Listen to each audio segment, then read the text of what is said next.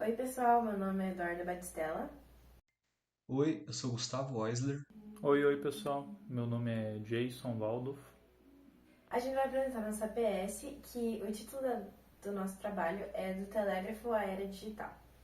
Então, para começar, nós vamos falar um pouco das ondas eletromagnéticas, que elas são oscilações formadas por campos elétricos e campos magnéticos. E elas se propagam tanto quanto no vácuo quanto em meios materiais, como, por exemplo, os cabos que a gente tem que trazem eletricidade para as nossas casas hoje.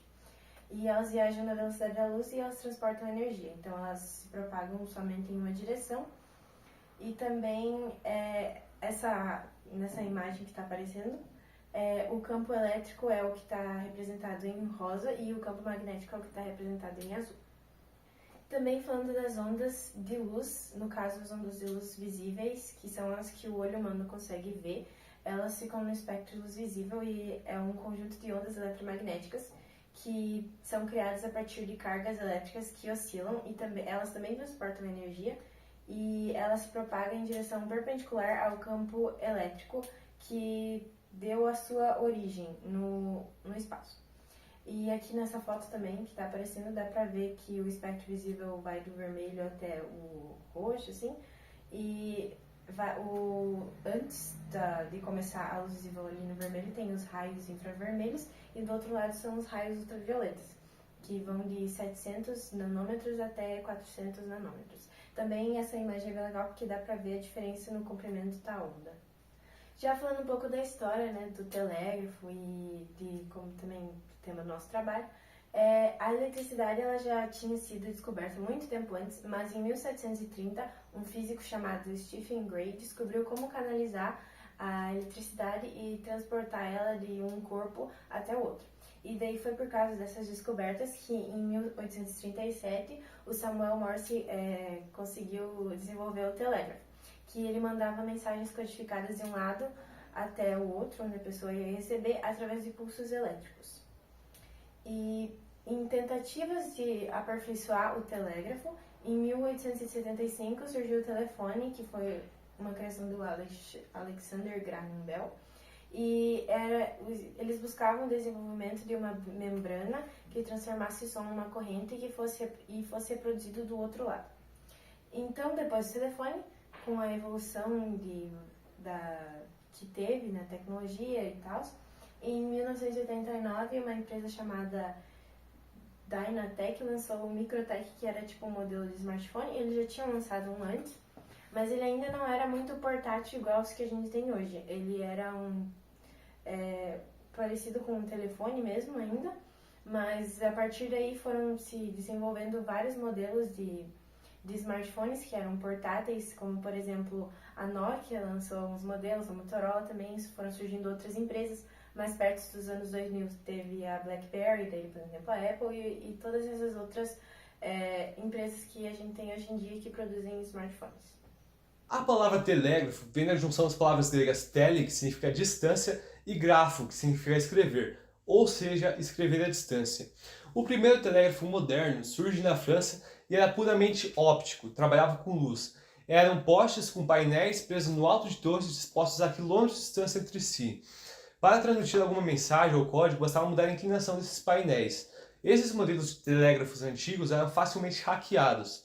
Então, o primeiro telégrafo elétrico foi construído pelo famoso matemático Carl Friedrich Gauss e pelo físico Wilhelm Weber. Esse modelo de telégrafo utilizava um único circuito que transmitia pulsos elétricos, fazendo com que uma agulha mexesse tanto para a direita como para a esquerda, isso a mais de 1 quilômetro de distância. Porém, esse modelo começou a se tornar lento. Antes dele se tornar obsoleto, já possuía 5 agulhas, o que tornava ele muito lento. Então, no ano de 1837, surge a invenção independente de Samuel Morse, que, diferente do seu antecessor, possuía um registrador em fita de papel, que podia ser lido e decodificado a qualquer momento. O código desenvolvido por Morse era formado de pontos e traços, sendo ponto um pulso de curta duração e traço um pulso de duração um pouco maior, sendo combinação desses pontos e traços que formavam as letras, sendo papel do operador decodificar esses códigos. No ano de 1861, o telégrafo unia a costa oeste à costa leste dos Estados Unidos. Já no ano de 1866, o telégrafo unia a Europa aos Estados Unidos por meio de cabos submersos, unindo dois continentes, estreitando laços. Então, no ano de 1873, o telégrafo unia aqui no Brasil o estado de Pernambuco ao Pará, por meio de cabos submersos também. O telégrafo marcou a história, porém novas tecnologias surgiram e o tornou obsoleto. Hoje mesmo possuímos processadores com bilhões de transistores, funcionando de maneira similar ao telégrafo, de maneira binária. E segundo a lei de Moore, a cada 2 anos a quantidade de transistor em processadores computacionais dobraria de quantidade. Lei essa que até mesmo está se tornando obsoleta por causa do avanço da computação quântica. Novas tecnologias surgem e outras ficam para trás, porém tecnologia gera tecnologia e podemos usar conceitos antigos até mesmo hoje em dia. Bom, e com toda essa contextualização em mente, é possível estabelecer os nossos objetivos, que são eles: replicar o código Morse com tecnologias atuais, então vamos desenvolver um sistema que escreva o código Morse e outro sistema que leia o código Morse, e também compreender melhor como as ondas eletromagnéticas contribuíram para o avanço de tecnologia que temos hoje. Bom, partindo então para os nossos materiais e métodos, vamos analisar e compreender como a gente concluiu os nossos objetivos. Então, a gente acabou montando 2 sistemas. Aqui do lado esquerdo, a gente tem o sistema escritor, que ele é composto por um Arduino, os jumpers que fazem todas as conexões, ele tem um buzzer e o LED, que vão emitir os sinais em Morse.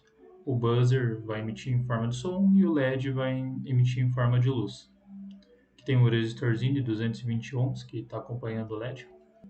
Um pulso longo, que representa um traço, vai ser então um som mais duradouro ou a luz do LED acesa por mais tempo.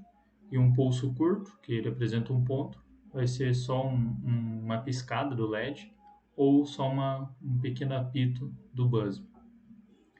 Aqui também a gente pode perceber que tem um botãozinho no sistema de entrada de escrever o código Morse. Por quê? Porque o usuário ele tem 2 opções de entrada. Ele pode ir lá e digitar o texto e o nosso código vai pegar caractere por caractere e ver qual que é o código Morse que representa aquele caractere e converter isso em pulsos no LED e no buzzer. Ou também a forma alternativa de escrever o código Morse é o usuário ele mesmo lá pressionar o botão com o código Morse, né? Ele dá um clique, isso representa um ponto, ou ele deixa pressionado por mais tempo e isso representa um traço. Bom, desse outro lado aqui a gente tem o sistema leitor, que ele é composto basicamente por um fotoresistor, que fica bem em cima do LED. Depois, na demonstração do nosso sistema, vocês vão conseguir ver melhor isso. E aqui os jumpers e o resistor que compõem o circuito necessário do fotoresistor para ler o seu valor analógico. Bom, pessoal, então partindo para a demonstração do nosso sistema. Desse lado aqui a gente tem o sistema escritor, né? O buzzer LEDzinho, o botãozinho para entrada. Desse outro lado a gente tem o sistema leitor, que não dá para ver muito bem pela câmera, mas tem o transistor, ele está bem grudado com o LED. Nessa tela aqui a gente tem o serial monitor do sistema leitor, e nessa outra tela aqui a gente tem o serial monitor do sistema escritor. Então, o que eu escrever aqui tem que acender o LED e tocar o buzzer também.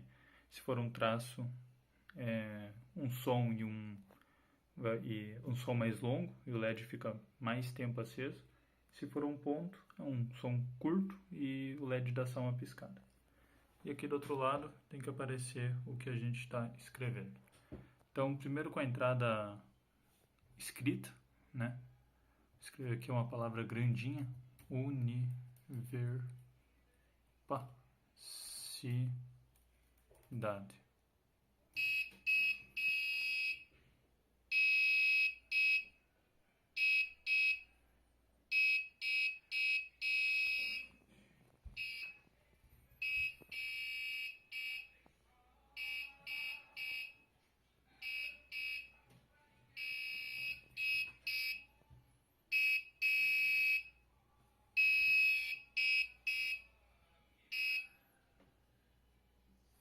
Então, como vocês podem ver, ele vai escrevendo caractere por caractere, ele coloca do lado a representação em Morse, desse respectivo caractere, e aqui do lado ele escreve a palavra certinho. O sisteminha é bem simples, bem tranquilo de ser replicado. Bom, agora vamos simular a entrada feita pelo usuário através de pressionar esse botão. Se eu pressionar por um tempo mais longo, vai significar um traço. Se eu pressionar por um tempo mais curto, vai significar um ponto. Vamos inserir a palavra SOS, em que S são 3 pontos, a letra O são 3 traços. Então vamos...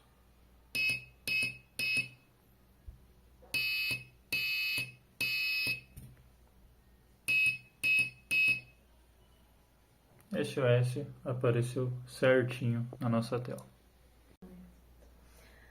Agora falando dos resultados e discutindo esses resultados. Por que a gente não utiliza mais o telégrafo? Porque ficou inviável desde que agora, mesmo que a informação ainda viaje na mesma velocidade, antes tinha que alguém digitar todo o código Morse no telégrafo, outra pessoa do outro lado receber esse código, interpretar ele, e hoje a gente não precisa mais disso, porque a gente pode simplesmente ligar para alguém ou mandar uma mensagem pelo celular, pelo WhatsApp, e ninguém precisa aprender o código Morse para ter que decodificar uma mensagem que recebeu dos seus amigos. Então dá para comparar isso com a tecnologia de hoje e a tecnologia de antigamente. Só que ela também não deixa de ser importante, porque se não fossem esses avanços, a eletricidade, daí o telégrafo, a gente provavelmente não teria comunicação do jeito que a gente tem hoje. Então esses pulsos elétricos que o telégrafo enviava foram muito importantes. Então, tipo, por exemplo, o código Morse é um sistema binário, né? E do mesmo jeito que os computadores hoje em dia também usam uma linguagem binária. Então, de certa forma, houve uma evolução e que foi muito importante para o jeito que a gente se comunica hoje. Então, galera, essa foi a nossa PS. Esses foram os sistemas que a gente desenvolveu. Espero que vocês tenham gostado. Aqui do lado está passando as nossas referências, nossas principais referências. E na descrição do vídeo eu vou deixar um link que redireciona para o Tinkercad do nosso projeto. A execução pelo Tinkercad ela é um pouquinho lenta, por serem 2 sistemas, mas lá está exatamente o circuito que a gente usou e exatamente o código que a gente usou também. Então é só dar um Ctrl+C, Ctrl+V no código e replicar o sistema corretamente que ele vai funcionar perfeitamente.